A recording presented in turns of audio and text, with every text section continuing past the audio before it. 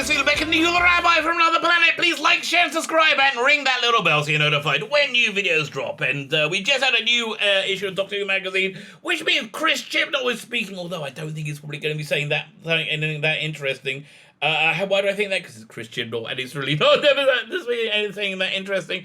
I noticed that this issue of Doctor Who magazine had no exclusive features whatsoever. They've really been screwed over by the production office, haven't they? Anyway, so there used to be this monthly column in Doctor Who magazine called Production Notes, which was fan-freaking-tastic. Started by Rusty Davis, and you just saw his undying love and enthusiasm for Doctor Who. It was then taken over by Stephen Moffat when he took over the show. Occasionally had Mark Gatiss write one. And then a funny thing happened when Chris Chibnall took over Doctor Who. They kind of dried up. You get like 2 or 3 a year now, maybe 4 if you're lucky, or lucky. I think lucky is the wrong word. If you're unlucky. So normally there are just agony to get through and unbelievably boring. I have not read this yet, but I'm always intrigued to hear what this brain trust has to say. So before we get into it, before we read this together, can I ask you guys, can you hit the like button? That'll be fan-freaking-tastic. Can you hit that share button? Thank you very much.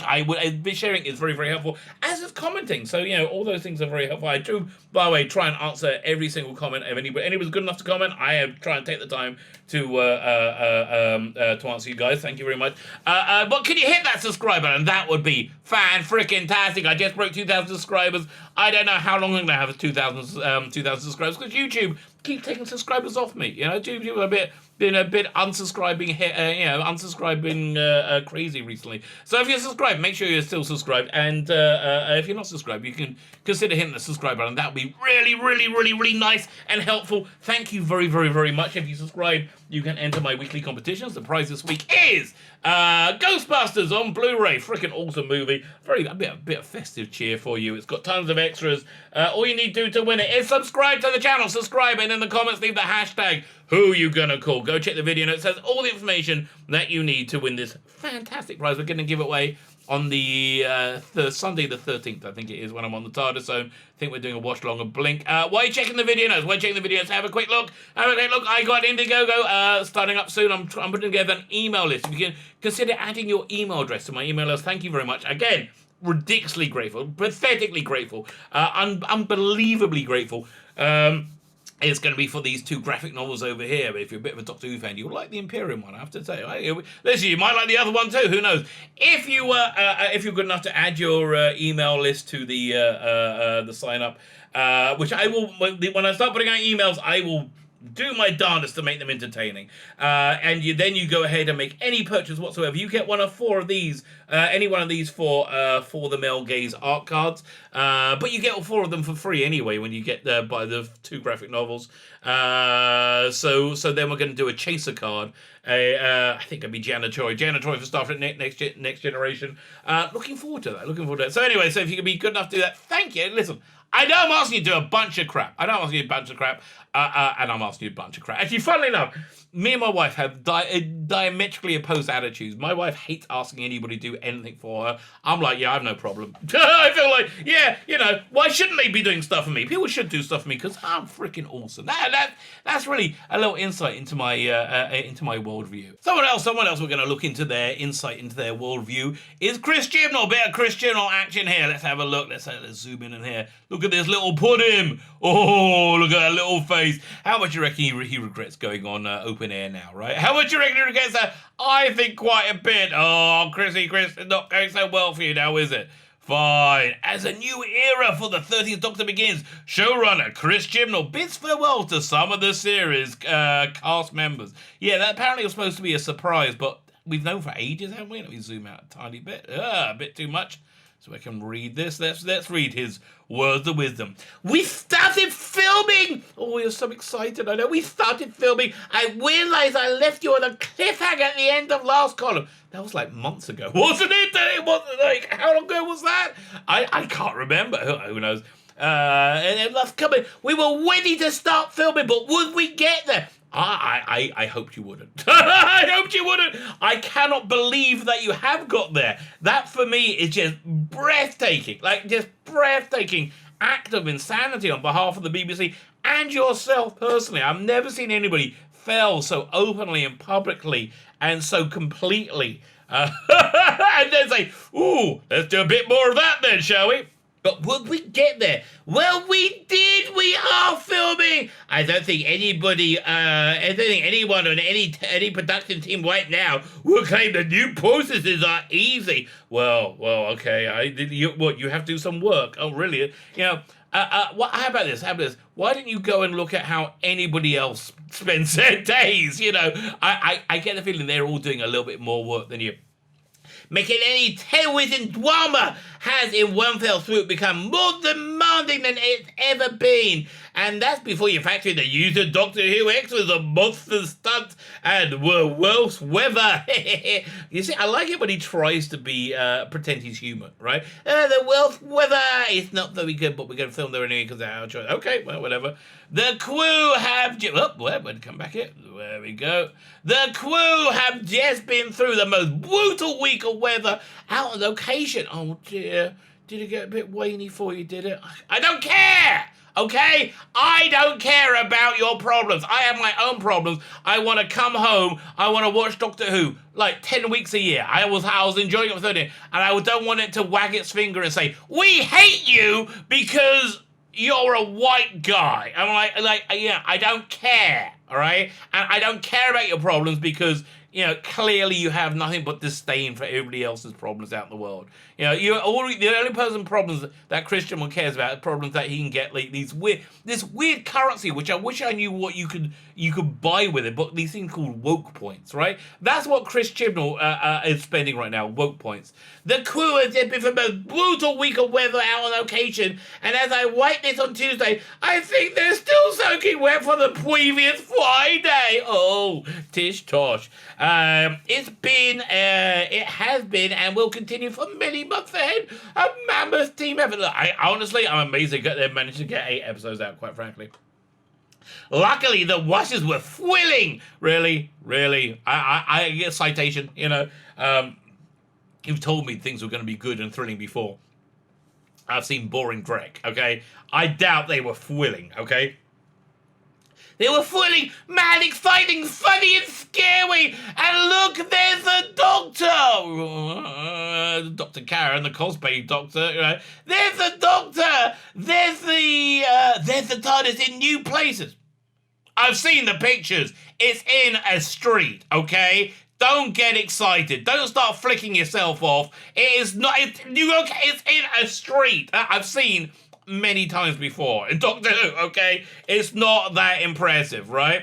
Just seeing that lifts the soul. She's on new adventures. She's back saving people. No, she's not. Saving people and worlds. She's the most incompetent Doctor there's ever been. I genuinely believe the other Doctors have to go around cleaning up after her, right? We're in a phase of lots of hellos on screen as Weathers and Dalek oppose the transmission, but we're also heading towards goodbyes. This will be our final episode for Toastin as Ryan and Brad as Graham. Oh, I don't like typing that. Oh, no, I don't. Oh, dearie bobos. And I don't like typing that. We've had our last day of filming with them in mid-October 2019. Oh, so it's recent, is it? Did you get over it yet, did you, mate? And yet I don't think any of us can believe they're not in the show anymore. Believe me, I think they're dancing a jig. Bradley Walsh is like dancing his way to blankety blank, mate. We're still waiting for them to turn up. Yes, because that's what crazy, insane people do, I guess. It's hard to explain the journey you go on with the regular cast on the show. Listen, I can explain you my journey, right? My journey watching the dreck that you put out, and it's not been a fun one. You know how bad it's been? I started a YouTube channel to document how incredibly bad it's been. That's how bad. You know how bad it's been? We've had an entire movement, the Fandom Menace, be born and prosper. Just so we can find a place to comment on how bad a job you're doing. Because heaven forfend, we go, well, that was boring, because then your sycophants and fandom would go, you racist! Okay, fine. I just found it a bit boring. It's hard the journey. We all came into it at the same stage. All of us wide-eyed, embarking at the same point. And again, Bradley and Tosin were wide-eyed to go. This is going a bit badly. This is not going so good for me. Yeah, catch you later. Yeah, you notice the people with options go anywhere else, right? So that's it. But Doctor Who, you just don't go for filming with your cast. You go through other unexpected, once-in-a-lifetime experiences. Indelible memories, believe me, we've had a few indelible memories. The socially awkward line. I think it's pretty indelible for any Doctor Who fan. How much more? That we've been trying to bitch that out of our bloody memories. The Timeless Children. Oh, would that many fans could say, I don't remember that. I think they will be far happier people if they're able to say that. Memories, events where, as they happen, all you can do is hold on, and just look how boring this is, right? I mean, really, how do you tell just between this and an episode of Hollyoaks? You don't. I mean, Hollyoaks maybe has more science fiction than Daleks in it, right? Maybe. Come on. Oh, we go. And I tried to take them all in. Usually you're all laughing your head off at the lunacy of it all. Or you're gripped with nerves. You should be gripped with nerves, mate. What do you say? You just reacted. Sometimes all at the same time. Oh, it's a hard knock life, you know. I think about being the San Diego Comic Con with Tosin and Jodie and Mandip months before our first episode ever transmitted, and we never went back, right? Well, after it's transmitted, that's when we went into hiding. You know why we went into hiding? Because fandom hated us, and they let us know in no uncertain terms. Even though you made it absolutely verboten to criticize the show in any way whatsoever, still fandom eventually turned around and went, even on the pain of the social stigma of being called a racist, that couldn't protect you from fandom, right? So you never went back. We were on panels in huge halls on press. Yeah, let's see how big a hall you can fill out now. We were on panels in huge halls on press interview, phone calls in basement conference rooms. I have a picture of Jodie and Tosin in front of a massive bowl of M&Ms as they wait nervously for the next. Really? That's not an interesting thing to say. I have a picture of Jodie and Tosin in front of a massive bowl of M&Ms as they wait nervously for the next press phoner. Okay, let me get this straight. This is a show about delightful adventures in time and space, about Daleks, Cybermen, incredible time-space vistas, and you're impressed with a big bowl of bloody M's? Are you out of your bloody mind, you loser? Oh my God. No, he's so freaking boring. In line for a photo shoot at the insanely crowded Entertainment Weekly party in the swanky San Diego hotel, surrounded by actors from all our favourite TV shows. Oh wait, that same trip, all of us colliding with the cast of so on. Brooklyn 99 on a hotel roof. I'm glad you had a bit of glitterati, right? I'm glad you had some fun, and then your episode's there, right? And then the episode's there. How did it carry on after that? I have a feeling David Tennant will still be at those parties. I think Matt Smith will still go to those parties. I don't think if Jodie Whittaker was there, they would be asking her to darling, could you get me some champagne? I don't think they would make such a big splash anymore. Chatting to their cast and then watching our guys join their ensemble for an impromptu photo shoot.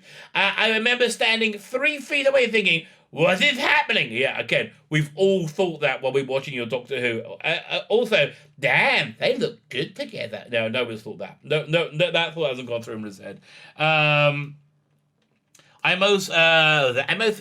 mostly think back to our first ever secret read-through, the first time we had Jodie, Tosin, Mandip and Brad in the same room together, sucking the life out the air, along with Sharon D. Clarke and others. Okay, whoever. Oh, was she the one who killed the first episode? Friday 13th October. Friday the 13th. Yeah, well, yeah, I think we can see why that happened. I set up this way, a secret weeding. I knew there'll be a massive public read-through of episode 1 before we started filming, but there would be dozens of people in attendance. Yeah, it's not like these people are professional actors who are their job is to say lines in front of large groups of people. Oh, wait a minute. In fact, I think it was ultimately around 100. It was a high class problem. People were excited and wanted to be there. Better than the opposite. Yeah, again. How's the popularity going now, mate? Is it still going well? I don't really think so. Look at that. Look at Bradley saying, I'm out! I'm free! I made it! Look at free at last! But I wanted everyone to meet for us to hear the script and each other. Before that day, we found a secret hotel room near Charing Cross. It didn't need to be a secret hotel room. You could just got a hotel room. No one's looking in, mate. Okay, there's no paparazzi. So we found a secret hotel room near Charing Cross, and all met each other for the first time as a collective. Why didn't you meet in your office? Why are you wasting money on a hotel room, BBC? Like Piers Wenger. Oh, let me fly private back here from America for no apparent reason.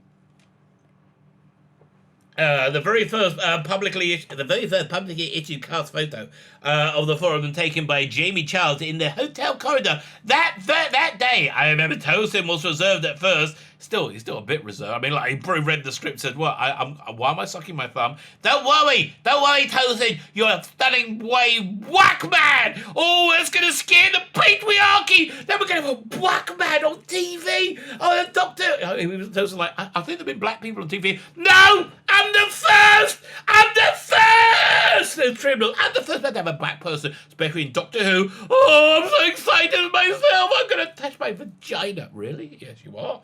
I remember Tosin being reserved at first, and then excited to learn that Sharon had been Ma Rainey, and Ma Rainey's black bottom at the national sum of yeah. There's a picture. Yeah, Tosin's like what the hell?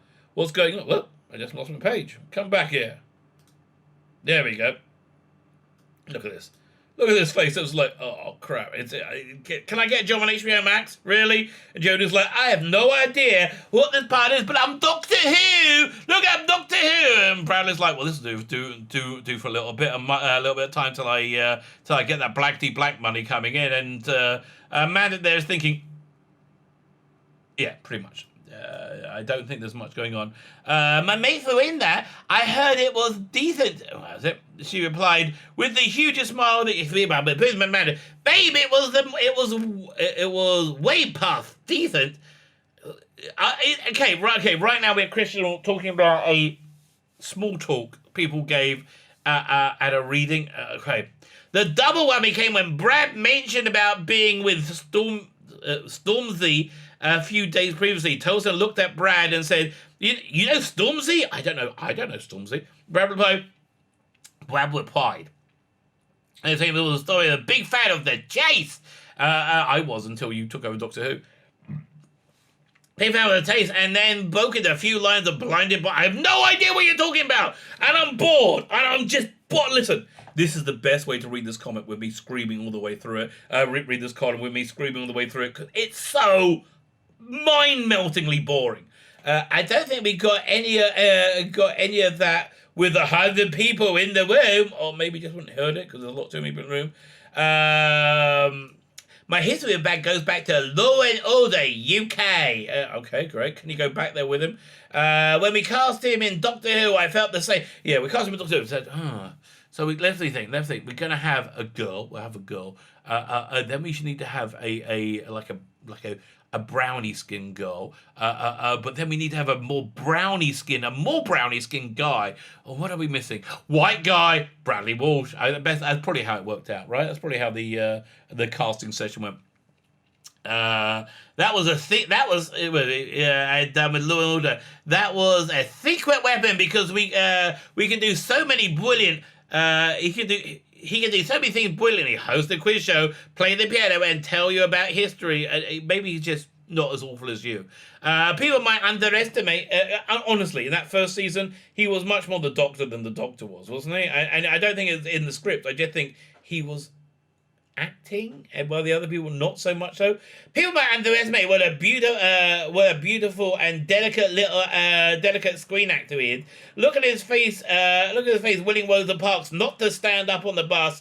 Look at his heartfelt moments of Yaz and Demons of Punjab. Oh God, that was awful. The time of Yaz, darling. God, I just got to tell you, you're the bestest ever. Really, you think I am? Oh yeah, let's get fun. Let's just do how it was on screen. Like, zoom in a little bit. We go, oh Yaz. Oh, you are the cool, blimey cockle, darling. You're the bestest ever. I'm saying darling, but I don't want to be suggesting. Oh, do you really think so? I am good, I. Oh, yes, I am. Bloody hell. One of a bit of right in there, Chibs. Well, exactly. Thank you for that. And our first conversation is doing that. Doctor Who is a ride like no other. Yes, you rode it into the ground. I said he would have memories for life. Listen, mate, we all have memories for life. Not good ones, right? They're not good ones. I said, but all have memories for life. I think maybe, here's what. Maybe you should have worried about, the audience's memories for life, which are going to be, again, anybody who remembers this trick it's not going to be remembering fondly. I said he'll have memories for life. I think he'd heard all that before from every job he's ever been offered. I mean, he was in Sarah Jane Adventures, but that's probably a bit memorable. But when we finished filming, he admitted this time it was true. I have memories for life, he said. He adores so many things other than the audience reception. And he's done one of the and he's one of the biggest stars of British television, and we've been lucky to have him. You have. It's no secret that the three other call him Dad, and it's no secret that four of them are the bestest mates off screen as well. Break up a family is very emotional. Oh, you'll get over it. Was it? One of the last times I was with all four of them all together. Well, I thought you were all together all the time because you're all the bestest friends ever. Last time I was together, a person was at the press roundtable for season 12. So about a year ago. Look, my good friends, I normally hang out with more than a year. Yeah, more than once a year. Someone asked about Woza from Series 11. Oh, ask about Woza. Oh, because I'm such a stunning and brave someone. I showed the plight of black people. I did. Did you like that, Tosin? I showed the plight of black people because I care. I'm going to touch my vagina again. Are you really? I'm touching my vagina. I am because I'm so good. I'm such a good person. Okay, back to the column. And whether it had felt risky to tell a story. Oh, God. There was no risk whatsoever in telling that story. No risk, no reward. That is your era. You've taken no risk. Just in the same way, your doctor is a mindless conformist, right? That takes no risk, and therefore she has no reward. She has no authenticity. She has no strength. She's not a commanding presence in any way. Now, is she? No risk, no reward. In 4 words, he summed up the entire philosophy of what we've been trying to do with the 13th Doctor. Yes, we've been avoiding risk, and therefore we've lost all reward. So thank you, Tolson. Thank you, Brad. We've had these wondrous, laughter-filled times. We haven't. We've mainly tear-filled.